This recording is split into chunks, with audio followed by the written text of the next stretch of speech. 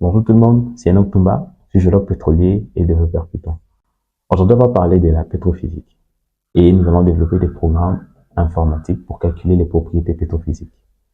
Déjà, c'est quoi la pétrophysique? La pétrophysique, c'est la science qui étudie les propriétés physiques et chimiques des roches et leurs interactions avec le fluide qu'elles contiennent. C'est très important pour un ingénieur de réservoir de connaître les propriétés pétrophysiques de ton réservoir. On va citer quelques importances de la pétrophysique dans le secteur pétrolier, par exemple, nous permet d'évaluer les propriétés pétrophysiques du réservoir, notamment la porosité, la perméabilité, la saturation fluide. La porosité va nous donner une idée sur la capacité qu'a la roche de stocker les hydrocarbures ou le fluide. La perméabilité va nous donner une idée sur la capacité qu'a la roche de se laisser circuler par le fluide. Et puis la saturation va nous donner une idée sur la proportion des différents fluides dans notre réservoir. Et la pétrophysique peut nous aider à optimiser la production. Par exemple, les ingénieurs peuvent optimiser les techniques de récupération des hydrocarbures. Troisièmement, la pétrophysique nous permet de faire la gestion du réservoir, d'identifier les zones de production inefficaces et de prendre des décisions éclairées pour maximiser la production ou minimiser le coût. Donc, je vais parler de deux types de porosité. Il y a une porosité primaire, c'est la porosité que la roche hérite pendant le dépôt de la roche. Il y a la porosité secondaire, c'est la porosité qui vient après la porosité primaire, c'est-à-dire que la roche a été formée et la roche peut subir des contraintes, elle peut casser la roche et ces fissures-là, c'est sans ça le porosité secondaire, ou par des processus géologiques comme la dissolution, la dolomitisation et ainsi de suite. Ça peut modifier la porosité de la roche. Donc d'où on parle de la porosité primaire et de la porosité secondaire. On va maintenant voir un exercice et après cet exercice, nous allons développer un programme informatique pour faire ces calculs. Ok, le premier exercice nous dit, on nous demande de calculer la porosité à partir de volumes. Notamment, le premier volume, c'est le volume total de la roche et le volume de pore. On dit que le volume total de la roche, c'est des 100 cm par cube. Et le volume de pore, c'est des 25 cm par cube. On nous demande de calculer la porosité. La formule est simple. La porosité égale au volume de pore sur le volume total de la roche. Et puis, on multiplie par 100 pour avoir le pourcentage. En remplaçant les valeurs, on a 25 sur 100 multiplié par 100 qui nous donne 25%. Maintenant, pour développer un programme qui fait ces calculs, nous allons ouvrir JupyterLab. Nous allons lancer notre premier notebook. Pour faire ces programmes, nous avons besoin de trois choses. Les inputs, donc les données connues, les calculs, l'algorithme de calcul, et puis les outputs, les données de sortie.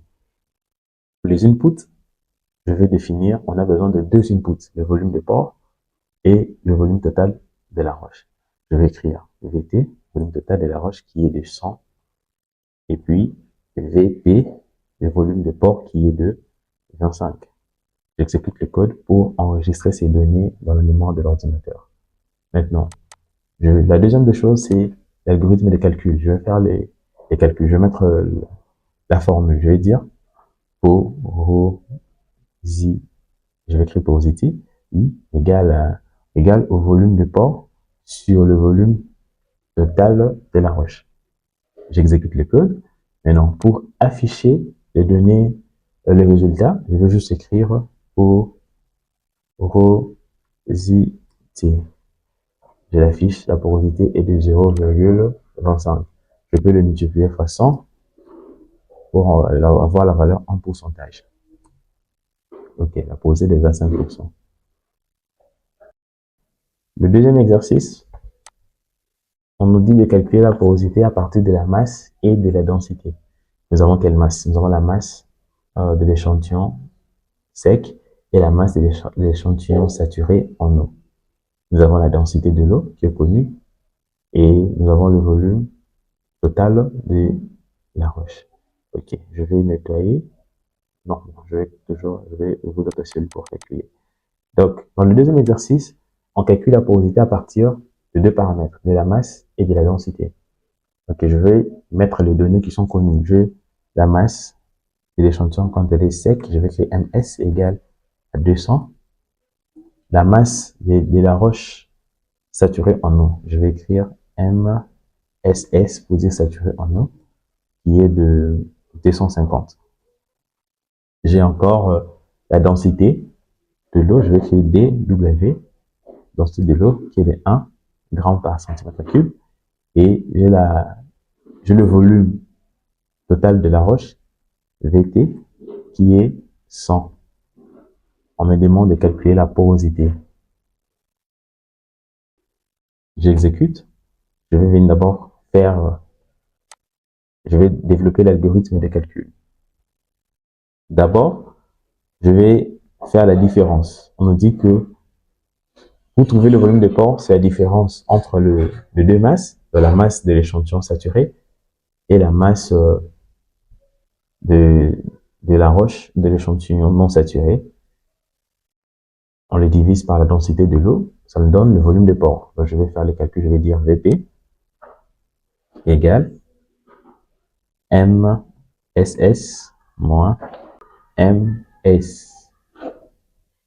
Ok, donc c'est la masse de l'échantillon saturé en eau moins la masse de l'échantillon qui n'est pas saturé. Le tout, je divise par 1. Je vais afficher la valeur du volume de pore qui est de 50. C'est clair, c'est 50. Donc c'est la différence divisé par 1 et c'est 50. Maintenant là, je peux maintenant venir faire le calcul de la porosité. Je veux juste recopier le code. Je vais dire CTRL-C, je copie dans la cellule qui suit. Porosité égale à VP sur VT. J'exécute et puis je viens afficher la porosité. Je vais écrire porosité qui est de 0,5 et je peux le multiplier par 100 pour avoir le pourcentage. Multiplié par 100. Ok, c'est la porosité de 50%. Je peux aussi améliorer l'affichage. Je peux dire que ma valeur, je vais stocker la valeur dans une variable que je vais appeler valeur. Valeur égale au calcul. Maintenant, en bas, je dis affiche-moi print. Je vais faire la concaténation. Je vais mettre une chaîne de caractères et les valeurs numériques. Je dis affiche-moi la valeur de la porosité. Ok, virgule, je vais fermer. Ok. Je vais mettre ici ma variable valeur que je viens de calculer ici. Et puis, je vais maintenant encore ajouter notre chaîne de caractères pour dire en pourcentage. Je ferme. Ok. J'affiche. Donc, on m'affiche dans la console que la valeur de la porosité est de 50%. C'est très simple le calcul. Maintenant, le troisième exercice, dans les calculs indirects, parce qu'il y a les calculs directs de la porosité, c'est dans le laboratoire. C'est les méthodes qu'on vient d'utiliser, les deux méthodes là. Et il y a le calcul indirect, c'est par la diagraphie. C'est simple. On voit là la diagraphie dans CityLog qui se présente de cette manière. Il n'y a pas de données ici, mais c'est juste pour me donner une image comment cette diagraphie se présente. Il y a les gamma rays en bleu, en rouge les calipers, et de l'autre côté il y a la densité RHOB et les DRHO, donc la correction de la densité. Nous on donne ces données. On nous dit que on a la densité de la matrice, la densité mesurée et la densité du fluide. On nous demande de calculer la porosité par ces données. Nous avons la porosité de la matrice et le calcul de la porosité en fonction de ces données, c'est la densité de la matrice moins la densité mesurée sur la densité de la matrice moins la densité du fluide. Et en remplaçant les valeurs, nous obtenons 0,12 fois 100, ça nous donne 12,1. Si je veux le coder, comment je vais faire? c'est simple, je vais ouvrir d'autres cellules. Je vais dire, j'ai besoin de combien d'entrées? J'ai besoin de 3 entrées, notamment la densité de la matrice Dm, je vais dire, est égale à 2,65. La densité mesurée, D mesurée, D, M et S pour faire la différence. Ok, je dis la densité mesurée de 2,45.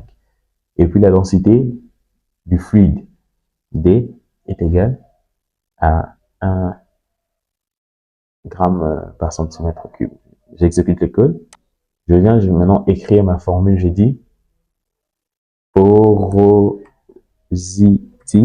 égale. C'est d'abord la différence entre la matrice, la densité de la matrice plutôt, et sa différence, c'est d'abord la différence entre la densité de la matrice et la densité mesurée. Je dis dm de la matrice moins d, m et s. Je mets entre parenthèses. Je divise par, je mets encore les parenthèses. Ok. Je divise par la densité de la matrice moins la densité du fluide. Donc, dm moins la densité du fluide qui est d simple. Ok. Voilà, je finis d'écrire le code de formule. Je finis d'écrire la formule. J'exécute. Je viens afficher ici, je dis porosity. J'affiche, c'est de 0,121, 21, 21, ainsi de suite. Et pour l'afficher en pourcentage, c'est simple, je multiplie fois 100. J'ai 12,1. Et puis, je peux améliorer l'affichage. Je fais ça. Je le stocke, comme je viens de le faire l'autre fois. Je stocke dans la variable. Je stocke le résultat dans la variable valeur. Valeur égale porosity. Ok. Maintenant, je viens dire print affiche-moi. Je fais la concaténation. Je dis porosité. Porosité. Deux points. J'écris ici valeur, virgule, et puis je mets le pourcentage à la fin pour dire que ma valeur est en pourcentage. Je ferme la parenthèse et puis j'affiche les résultats et la porosité est de 12,121. Si tu aimes ce genre de contenu, n'oublie pas de donner, de partager.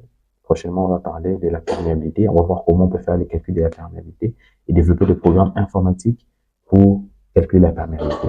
Si tu veux aussi apprendre à faire des programmes, des programmes avec des interfaces graphiques, dis-le mon commentaire. Je vais voir comment programmer pour faire des formations, euh, pour réaliser des formations, pour faire ce genre de programme. Ce programme est simple, il n'a que 2 entrées et le volume de port. Si tu introduis par exemple 12 et le volume total de la roche est de 265 par exemple, je viens calculer, il m'affiche la valeur, la porosité, je vais l'ouvrir pour que ça soit un peu visible. Ok, ok, ok. Donc on me dit que la porosité est de 4,52. Je peux aussi changer, je dis avant 15. Je calcule, il ajoute, ainsi de suite. Il m'affiche la valeur de port, la valeur totale de la roche et la valeur de porosité. C'est vraiment simple.